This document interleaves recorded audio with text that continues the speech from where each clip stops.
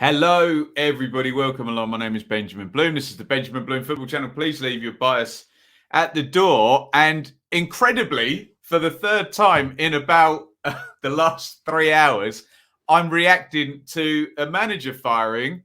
And it's another one of our dearly departed teams because Aston Villa, after a fifth successive Premier League defeat on Friday night at Southampton, have sacked manager Dean Smith. Let's have a little look at the statement on the club's website there. We'll dive straight into the quotes from Christian Purslow. When Dean joined us in October 18, our team was really struggling in the Championship. He immediately transformed the atmosphere, achieved the ultimate success of leading Villa back to the Premier League within the same season, a rare feat. He then secured our place in the Premier League after a tough campaign and took us to a cup final at Wembley. However, after a good start to last season, this year we have not seen the continuous improvement in results, performances, and league position, which we've been looking for. For this reason, we've decided to make a change now to allow time for a new head coach to make an impact. Wow. The board would like to sincerely thank Dean for his many excellent achievements on and off the pitch during this time. Everyone knows how much Aston Villa means to Dean, and his family has represented the club with distinction and dignity, universally liked and respected by everybody associated with Villa, our staff, players and supporters alike. We wish him the very best. The process of replacing Dean will now begin, and the club will update supporters in due course. And I think they alluded to it a little bit there in the statement. Again, and I mentioned this when we were talking about Daniel Farke, it's always a sad one when there's a manager who's taken a team from the Championship up into the Premier League. And you know that there's a story and a successful story, and it's obviously coming to an end there. But again, and like Chris Wilder and Sheffield United last season, a fan of the club from the area as well, adds an extra emotional wrinkle to the story, doesn't it? However, maybe let's take emotions out of this because obviously the guys at Villa mean business. And I suppose we'll need to drop back into the story to kind of say who they are and where they've come from, the Villa ownership, because Dean Smith really arrived at Villa at a time when things could have gone drastically wrong. And there's always a bit of a sense with Villa that it's such a big club, such a storied club that, someone would have come in and sorted it out. But hey, we've seen big clubs, maybe not quite Villa's size in terms of, European Cup winning within the last 40 years. But there's plenty of big clubs that have had big problems as well. And we're talking about, it was Dr. Tony, wasn't it? Tony Shearer, when Villa were relegated down to the Championship after the sort of Randy Lerner ownership there in the Premier League had all finished. And Villa, who did they bank on first? Roberto Di Matteo, wasn't it? And then Steve Bruce. There was a hell of a lot of money spent at Villa, and they lost in the playoffs. The first season finished somewhere in the middle, didn't they? Di Matteo over to Bruce. And I just remember player after player. And the plan was very much what Newcastle had done a couple of years before, where they took, Grant Hanley, Dwight Gale, Matt Ritchie, probably about another 5, took the players already sort of known at Championship level. Villa tried to do the same thing with Scott Hogan, Conor Hourihane and James Bree, I remember arriving. Jonathan Kodjia, remember him from Bristol City. That had been the plan, and it just didn't quite work. Got to the playoff final and lost to Jukanovic's Fulham. Bruce starts the next season, the 18-19 season, which is a bit of a fabled season in Championship terms because it was a damn hard season to get promoted. You had Norwich, Sheffield United and Leeds all without parachute payments as the top 3, pushing down the clubs maybe with a little bit of an extra financial advantage. Villa in their last year of parachute payments then. Then you had Derby County with Frank Lampard and the low knees, Wilson, Mount and Tamori. You had Middlesbrough going to end up missing out. And Villa are in the shuffle there. And mid-season, Steve Bruce goes out. I remember someone throwing a lettuce or something at him, which is all very unseemly. Poor old Brucey. He's had a bad couple of endings of his last jobs. Actually, no, he walked out of Sheffield Wednesday, didn't he, in between? There we go. Anyway, this is not a video about Steve Bruce, but he left Villa. And in comes Dean Smith, who'd been part of the developing work at Brentford, hadn't he?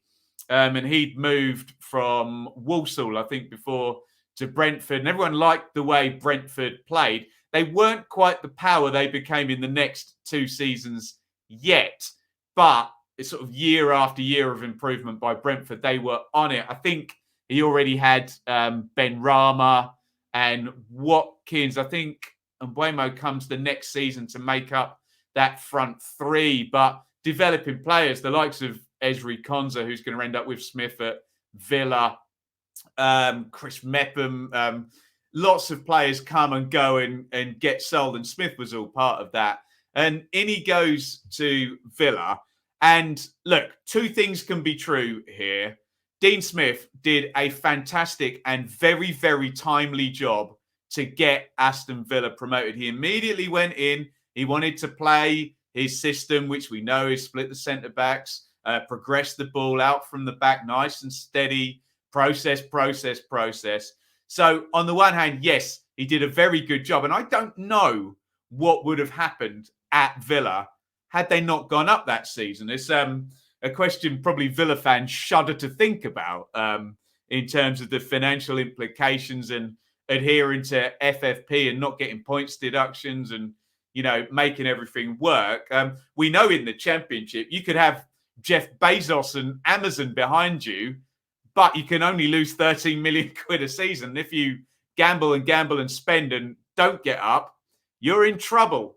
Just ask Derby and Reading and Birmingham and Sheffield Wednesday, amongst others, who are now counting the cost of spending and missing out. So whilst Dean Smith did do a good job, there is also the side of it that Villa is huge in Championship terms. The spend was huge. And who did he have? Tuan Zabi, I think Johnston in goal, Mings, Hurahan, John McGinn. To be fair, Steve Bruce brought him in.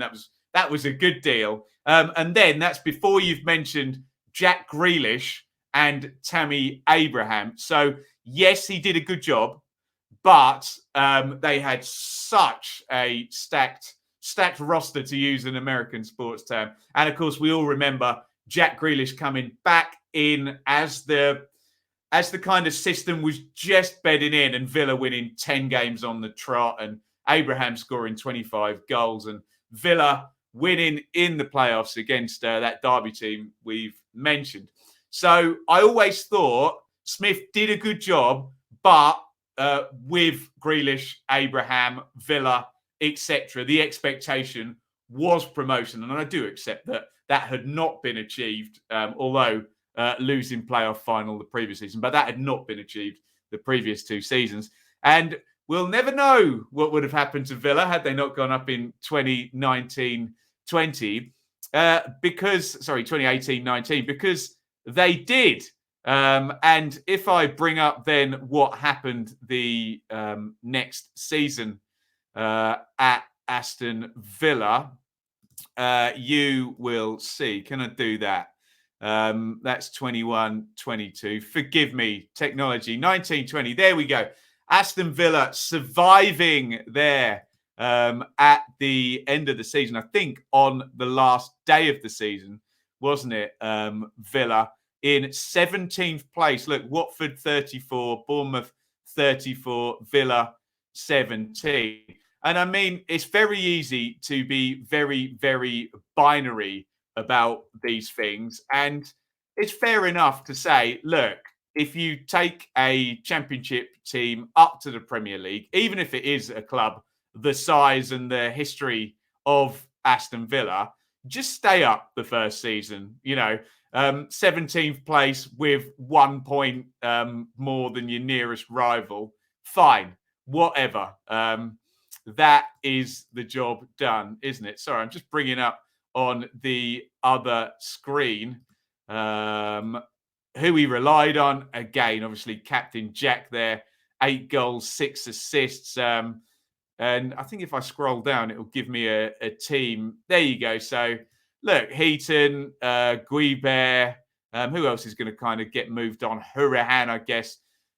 El Ghazi to a certain extent. He does have good output next season. Wesley. So he's not quite built his Aston Villa side yet. But next season, far, far better. And Villa went from becoming a mere survivor under Dean Smith to, I think they finished then 11th, don't they? And the recruitment a bit more aggressive and very good. In comes Martinez and Cash into that back five.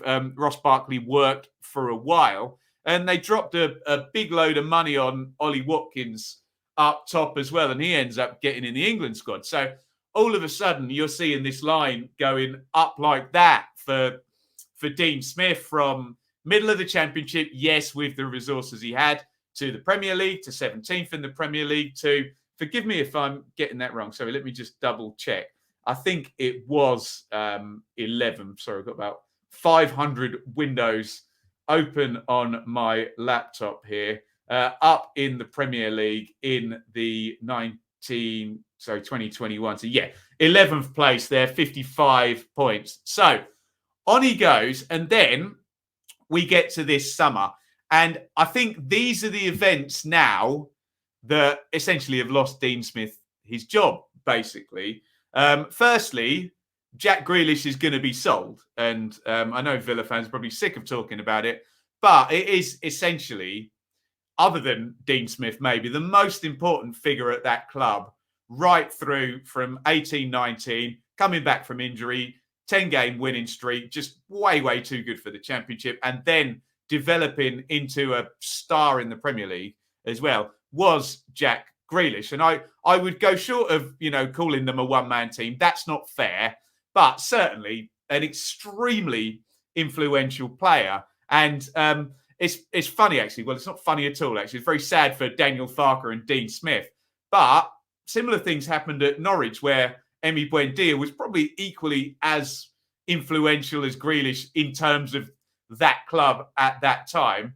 And they've both lost their jobs, having both lost those star players at the start of the season. Obviously, Christian Purslow went on screen and sort of said, we think the way to replace Jack Grealish is by signing several players. And in comes Danny Ings, who's a proven Premier League goalscorer, Leon Bailey, sort of very fast and direct inside forward from Germany, and Buendia, who we just mentioned, who'd been, as I say, as influential at Norwich as Grealish had been, certainly at Championship level at Aston Villa. He was the guy that made the team tick, that glued everything together, that was the star player.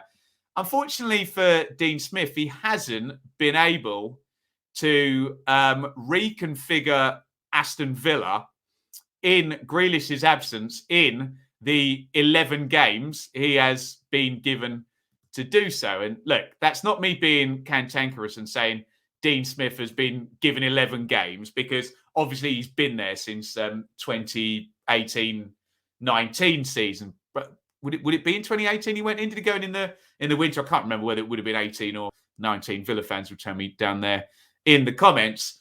But the long and the short of it is, everyone was happy at Villa in the summer. So there is an argument that he'd been given that money as a resource to go ahead. And what was the term? It was continuous improvement they were looking for. And it just hasn't come. And it is a very short sample size of games.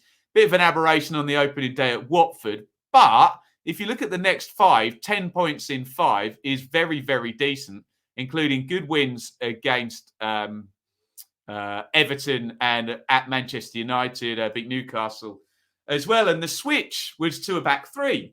So I'm sitting here thinking, okay, they've got this sorted now. They've moved from the back four, stick another body in between, Tuan Zabi, Howes, whoever it ends up being at Villa, between Mings and Konza.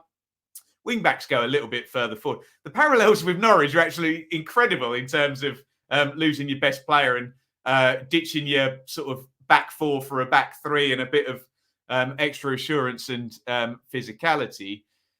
But the problems then came in those last 5 games. You can see their defeat at Spurs, at home to Wolves, and that's a big one, isn't it? Dean Smith will look back. They were 2-0 up in that game, were they not? And lost it 3-2 with a deflected stoppage time free kick.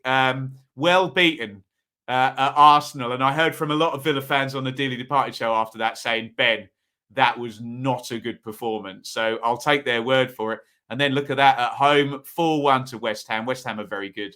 They'll do you on the counter-attack. Then Southampton on Friday night. And he hadn't quite yet found a way of configuring Watkins, who he already had, Ings, who's been a very good Premier League goalscorer, as I say, at Burnley and then Southampton.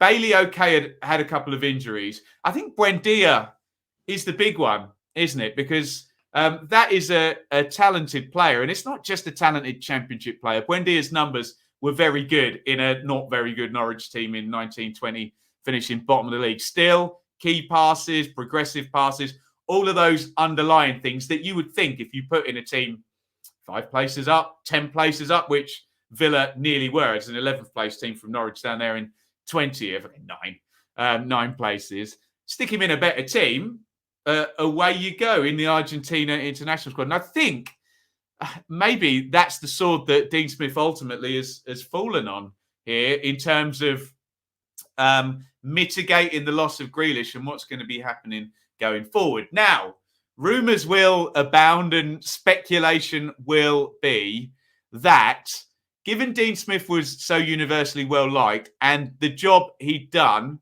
had been continuous improvement, as it said in that Villa press release, and the continuous improvement had stopped on the basis of these 11 games or these 3 months. Use whatever terminology you're comfortable with. I'm not being cantankerous about that 11-game figure.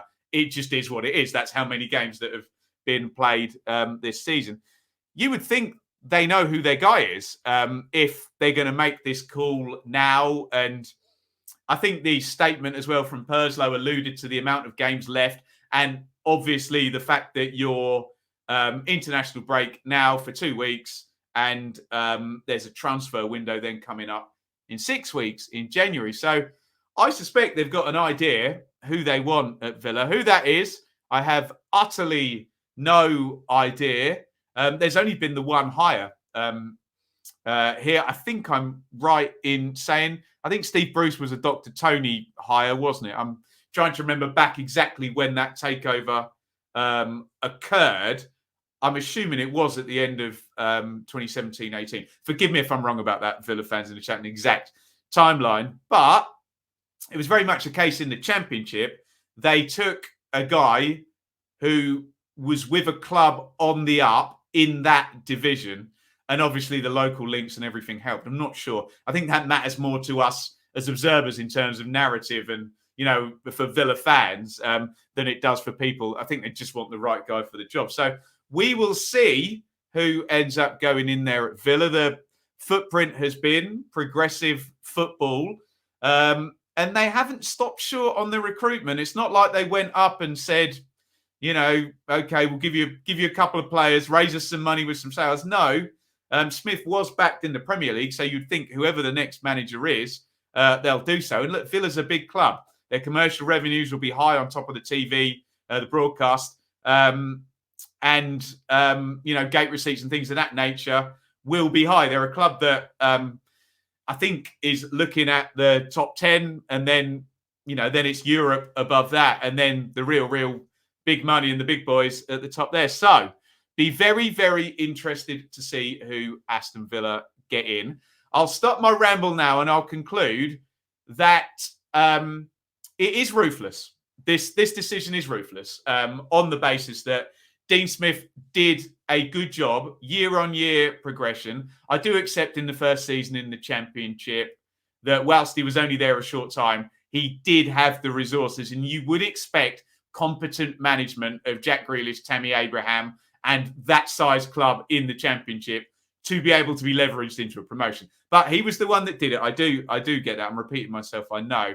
And 17th, 11th, building, and it does feel a little bit ruthless. That's not to say that a ruthless decision is not the right decision. I don't know. Villa fans will tell me, and you've got to get your crystal ball out now. What would have happened had they kept Dean Smith? Would he have still been fumbling, trying to find his formula without Jack Grealish, like he frankly has been in the first 11 this season? I don't know, and Villa fans will tell us more in the comments. So let me know. I think ruthless decision. It may turn out to be a reasonable one. Let me know what you think next for Dean Smith. Norwich job's open. There are jobs open. I'm sure he considers himself a Premier League manager now. I know Cardiff and Barnsley are open in the Championship, but obviously Newcastle's just gone with Eddie Howe. It's complete merry-go-round at the moment. So what next for Dean Smith? And most pertinently, if you're watching this, because this is a Villa-centric video, who next for Aston Villa? My God, what a run. Third managerial video of the day after Warnock and Wilder at Middlesbrough, Norwich and Farke last night, and now Dean Smith today. So get your comments in, and let's hope this is it now. This is done. If you're new to the channel and you're a Villa fan, we do cover the teams that I've covered in the Championship on a show called Dearly Departed after every round of games, those teams being Leeds, Villa, Norwich, Watford, and who am I forgetting? Brentford, of course, Dean Smith's old club. So, yeah, do hit the subscribe button. Plenty of Villa coverage on the channel. And I'll see you all tomorrow morning for a very eventful Dearly Departed video where 2 out of the 5 clubs have fired their managers, for goodness sake. Thank you, everybody, for watching. Reacting to the dismissal of Villa fan and Villa manager Dean Smith from his job after 1, 2, 3 and nearly 4 seasons in charge at the Villa. Thank you, everybody, for watching. Your thoughts in the comments. Over and out.